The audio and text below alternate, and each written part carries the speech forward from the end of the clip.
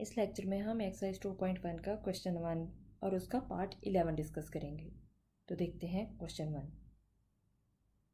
इस क्वेश्चन को हमें बाय डेफिनेशन सॉल्व करना है, यानी डेरिवेटिव फाइंड करना है विद रिस्पेक्ट टू एक्स। और हमारे पास पार्ट 11 है एक्स की पावर m। और m क्या है? m कोई भी नंबर है नेचुरल नंबर्स के सेट में से। और नेचुरल नंबर का सेट कहाँ से स्टार्ट होता है? नेचुरल नंबर का सेट 1 से स्टार्ट होता है। अब हम देखते हैं इसका सोल्यूशन। सोल्यूशन में सबसे पहले गिवन वैल्यू को हम y के इक्वल लेट कर लेंगे और इसे इक्वेशन 1 का नाम दे देंगे। क्योंकि क्वेश्चन को हमें बाय डेफिनेशन सॉल्व करना है तो इसके लिए हमें 4 स्टेप्स को फॉलो करना होगा। तो हमारे पास स्टेप नंबर 1 है। स्टेप वन में हम इक्वेशन 1 में दोनों साइड पे इंक्रीमेंट लगा देंगे, यानी y की जगह लिखेंगे y प्लस डेल्टा y और x की जगह लिखेंगे x प्लस डेल्टा x। अब देखिए हमारे पास कोई भी वैल्यू पॉजिटिव हो इक्वल के एक साइड पे तो दूसरी साइड पे जाके नेगेटिव हो जाती है।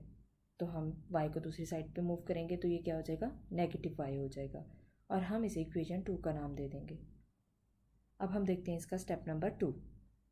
स्टेप 2 में हम y की वैल्यू इक्वेशन 1 से लेंगे और इक्वेशन 2 में y की जगह पुट कर देंगे। तो हमने इक्वेशन 2 में y की वैल्यू पुट कर दी। यहाँ पे देखिए ब्रैकेट के अंदर x आ रहा है और ऊपर पावर m है और ये भी x की पावर m है, तो हम x की पावर m से डिवाइड कर देंगे। अब क्योंकि हमने इन दोनों टर्म्स को x की पावर m से डिवाइड किया तो फिर हमें मल्टीप्लाई भी करना होगा, क्योंकि मैथ्स में हम कोई भी काम खुद से नहीं कर सकते। अगर हम खुद से मल्टीप्लाई करें तो डिवाइड करना पड़ता है, और अगर खुद से डिवाइड करें तो फिर मल्टीप्लाई भी करना पड़ता है। ऊपर देखें हमारे पास 2 टर्म्स आ रही हैं और डिनोमिनेटर में एक ही टर्म है। जब न्यूमिनेटर में ज़्यादा टर्म्स आ रही हों और डिनोमिनेटर में एक ही टर्म हो तो डिनोमिनेटर की टर्म सबसे डिवाइड हो जाती है। यहाँ भी हम दोनों टर्म्स को x की पावर m से डिवाइड कर देंगे। क्योंकि नोमिनेटर में भी सेम वैल्यू है, डिनोमिनेटर में भी सेम है, तो कटिंग हो जाएगी, 1 बचेगा इसकी जगह। और यहाँ पे पावर देखें, न्यूमिनेटर में पावर m है, डिनोमिनेटर में भी पावर m है, तो हम इसको कंबाइन पावर में लिख सकते हैं। हमने इसे कंबाइन पावर में लिख दिया और यहाँ पे 1 आ गया। दोबारा से यहाँ पे ऊपर 2 टर्म्स आ रही हैं, डिनोमिनेटर में एक ही टर्म है, दोनों से डिवाइड हो जाएगी। हमने दोनों से डिवाइड कर दिया, x से x कैंसिल होगा तो क्या बचेगा? 1 बचेगा और बाकी सारी वैल्यूज़ हम उसी तरह से लिख लेंगे। और यहाँ पे देखें x की पावर होल पावर कितनी आ रही है? m आ रही है, और m के लिए हमारे पास कोई भी फॉर्मूला नहीं है, क्योंकि ये एक जनरल फॉर्म है। m कोई भी पावर हो सकती है, कोई भी वैल्यू हो सकती है। तो इसके लिए हम बाइनोमियल सीरीज़ की हेल्प लेंगे। बाइनोमियल सीरीज़ क्या होती है? देखते हैं बाइनोमियल सीरीज़ को।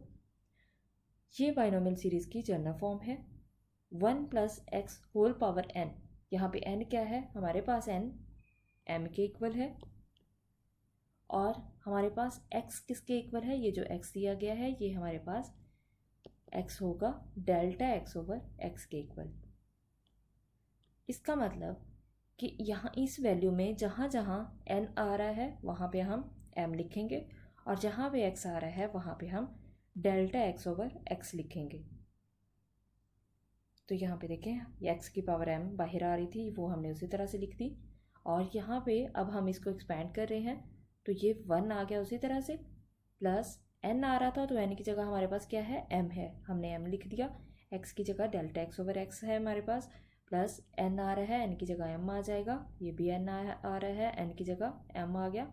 और एक्स स्क्वायर था तो एक्स स्क्वायर की जगह हमारे पास x में क्या आ रहा है? डेल्टा x ओवर x आ रहा है, इसलिए हमने डेल्टा x ओवर x लिखा, ऊपर स्क्वायर उसी तरह से।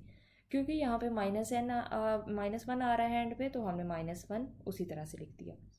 यहाँ पे देखें एक पॉजिटिव 1 है, एक नेगेटिव 1 है, तो कैंसिल हो जाएगा, बाकी बची वैल्यूज़ हम उसी तरह से लिख देंगे। यहाँ पे डेल्टा x ओवर x की पावर 1 है, यहाँ पे पावर 2 है, नेक्स्ट टर्म में पावर 3 होगी और उससे अगली टर्म में 4, और पावर इसी तरह से बढ़ती जाएगी। तो सबसे स्मॉलेस्ट पावर 1 है, इसलिए डेल्टा x ओवर x हम कॉमन ले सकते हैं।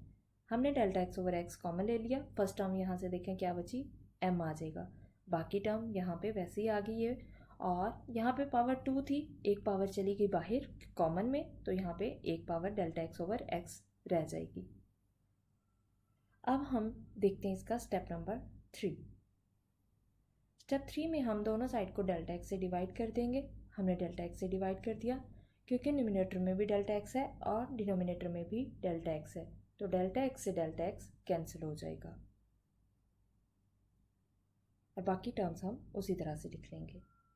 अब हम देखते हैं इसका स्टेप नंबर 4। स्टेप 4 में हम लिमिट अप्लाई करेंगे दोनों साइड पे। हमने लिमिट ले ली डेल्टा एक्स अप्रोचेस टू 0। अब यहाँ पे देखें लेफ्ट साइड पे जो आपके पास आ रहा है ये बाय डेफिनेशन क्या बन जाएगा, dy/dx बन जाएगा। और राइट साइड पे जहाँ पे डेल्टा एक्स नज़र आ रहा है वहाँ पे हम 0 लगा देंगे, बाकी टर्म्स उसी तरह से। क्योंकि इसमें डेल्टा एक्स नहीं था इसलिए ये वैसे ही आ गया, m के साथ भी डेल्टा एक्स नहीं है ये भी वैसे आ गया, इस पूरी के साथ डेल्टा एक्स नहीं है ये भी वैसे आ गया, लेकिन यहाँ पे डेल्टा एक्स आ रहा है तो इसकी जगह क्या आ जाएगा, इसकी जगह हमने 0 पुट कर दिया और डिनोमिनेटर में x उसी तरह से आ गया। यहाँ पे देखें ये पूरी टर्म जब इससे मल्टीप्लाई होगी तो ये सबको 0 कर देगी और इसके डिनोमिनेटर में कुछ नहीं है तो इसके डिनोमिनेटर में 1 होगा। 1 जब हम डिवाइड से ऊपर लेके जाएंगे तो पॉजिटिव 1 ऊपर जाके नेगेटिव 1 हो जाएगा और ये m उसी तरह से आ गया। जब हमने इसको मल्टीप्लाई किया तो 0 हो गया और क्योंकि नेक्स्ट टर्म्स में भी डेल्टा एक्स लाजमी होगा तो इसलिए सारी टर्म्स नेक्स्ट जो है वो 0 हो जाएंगी। अब m जो इन सब में ऐड होगा तो आंसर m ही आएगा, क्योंकि 0 जब प्लस होगा बाकी m में तो आंसर m ही आएगा। ये हमारे पास m आ गया और x की पावर m -1 उसी तरह से। m क्योंकि कांस्टेंट नंबर है हम इसको कोफिशिएंट में लिख सकते हैं, m को हमने कोफिशिएंट में लिख दिया और x की पावर m -1 उसी तरह से आ गया। तो ये हमारे पास इसका आंसर होगा।